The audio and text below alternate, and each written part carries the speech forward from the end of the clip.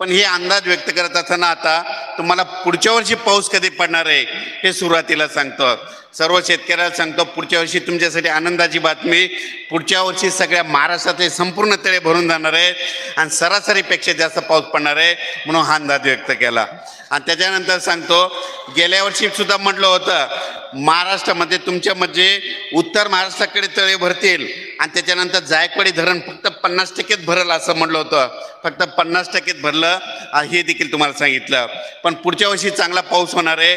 पण हे करत असताना सांगू इच्छितो, अंदाज व्यक्त करत असताना बरेच शेतकरी मला विचारतात मग हे अंदाज कशाद्वारे असतात.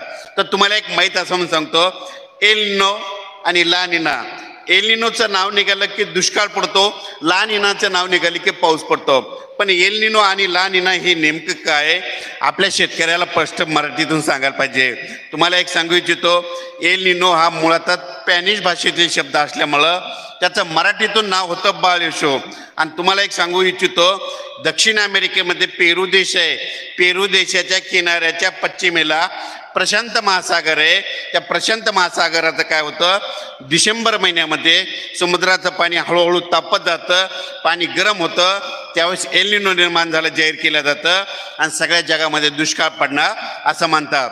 पण तुम्हाला एक सांगू इच्छितो, भारतातला जे पाऊस आहे त्या एल निनो अवलंबून नसतो. तर तुम्हाला एक सांगू इच्छितो की भारतातला पाऊस सांगण्यासाठी, भारतात म्हणजे मराठवाड्यामध्ये पाऊस सांगण्यासाठी, महाराष्ट्रामध्ये सांगण्यासाठी आपल्या भारतामध्ये हिवाळ्यामध्ये थंडी कशी आहे, उत्तर भारतामध्ये कशी थंडी झाली त्या थंडीवर अभ्यास करावा लागतो.